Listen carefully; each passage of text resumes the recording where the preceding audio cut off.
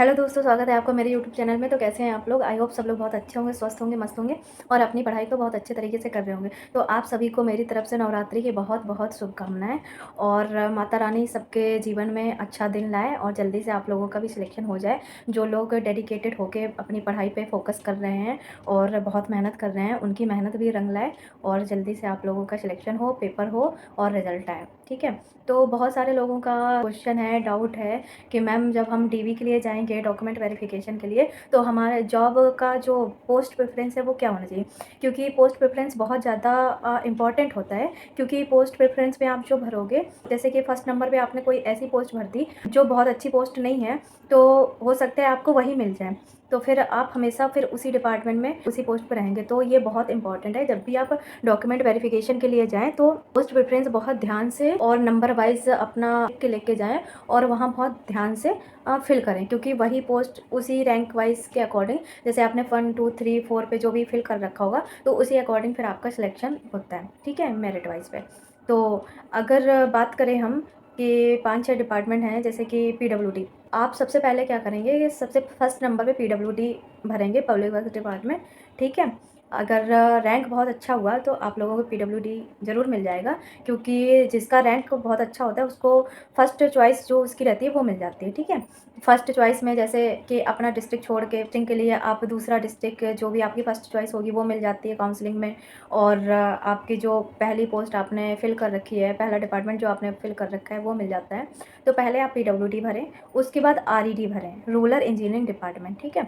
उसके बाद भरें आप इरिगेशन डिपार्टमेंट, उसके बाद आवास विकास, उसके बाद मंडी परिषद। तो आप ये क्रम से लिख लें, या जब भी आप डीवी के टाइम पे जाएं तो ये सारे आप रैंक वाइज, नंबर वाइज इसको नोट डाउन करके तभी लेके जाएं। ठीक है। बाकी जो कॉन्ट्रैक्ट बेसिस पे भी कुछ पोस्ट होती हैं, तो आप कोशिश करें कि वो सबसे लास्ट में भरें। ऐसा नहीं करना है कि भरना ही नहीं है, लेकिन भरें, उसका भी ऑप्शन रखें। बिल्कुल ही नहीं वो करना है कि हमें ये भरना ही नहीं है, सबसे लास्ट में ध्यान से भरें। जो कॉन्ट्रैक्ट बेसिस पे हों, कुछ टेम्पररी भी होती हैं कि कॉन्ट्रैक्ट रहता है 2 साल का, 3 साल का, 5 साल का, तो वो आप सबसे लास्ट में भर लें। कुछ लोकल बॉडी होते हैं, जैसे कि कुछ निकाय वगैरह होते हैं, तो उनको भी आप 5 डिपार्टमेंट के बाद आप लोकल बॉडीज़ फिल कर सकते हो कॉन्ट्रैक्ट बेसिस पे। और फिर जो टेम्पररी डिपार्टमेंट में जो पोस्ट होती हैं वो आप फिल कर सकते हो। ठीक है। ये सारी चीज़ें आप लोगों को डीवी के टाइम पे ध्यान रखनी है। अगर इसमें भी कुछ आपको कन्फ्यूजन लग रहा हो या कुछ डाउट आ रहा हो, क्योंकि ये आप फिल तो कर देंगे रैंक वाइज, 1 2 3 4 5 करके फिल कर देंगे, लेकिन जब आपका सिलेक्शन होगा वो मेरिट वाइज पे, जैसे आपके बहुत अच्छे नंबर हैं तो आपने जैसे फर्स्ट नंबर पे पीडब्ल्यूडी भर रखा है तो आपको पीडब्ल्यूडी मिल जाएगा। या उससे कम नंबर हैं तो सेकंड चॉइस मिलेगी। सेकंड चॉइस में आपने आरईडी भर रखा होगा, किसी ने इरिगेशन भर रखा होगा, तो ऐसे करके आपको वो मिल जाएगा। तो डिपार्टमेंट सारे अच्छे ही हैं और सबका ग्रेड पे सेम है। सबका ग्रेड पे 4200 है। ग्रेड पे में कोई कमी नहीं है, ना कोई में ज़्यादा है ना कोई में कम है। सैलरी सबकी सेम है।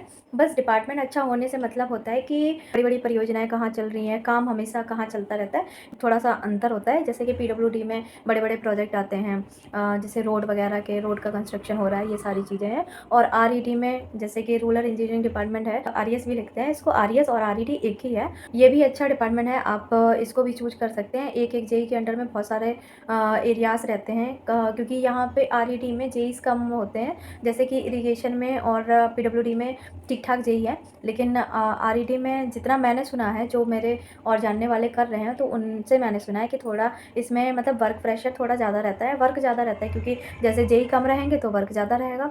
तो बस इतना ही डिफरेंस होता है। बाकी जिसको काम करना है तो उसके लिए तो कहीं कोई प्रॉब्लम है ही नहीं, तो वर्क ज़्यादा रहे या कम रहे। ठीक है। तो ये सारी चीज़ें हैं। तो आई होप ये इन्फॉर्मेशन आप लोगों को अच्छी लगी होगी। और अगर फिर भी कोई डाउट है या कोई क्वेश्चन है तो आप मुझसे कमेंट करके ज़रूर पूछ लें। ओके। और अगर इन्फॉर्मेशन अच्छी लगी हो तो वीडियो को लाइक शेयर सब्सक्राइब ज़रूर करें। Thank you.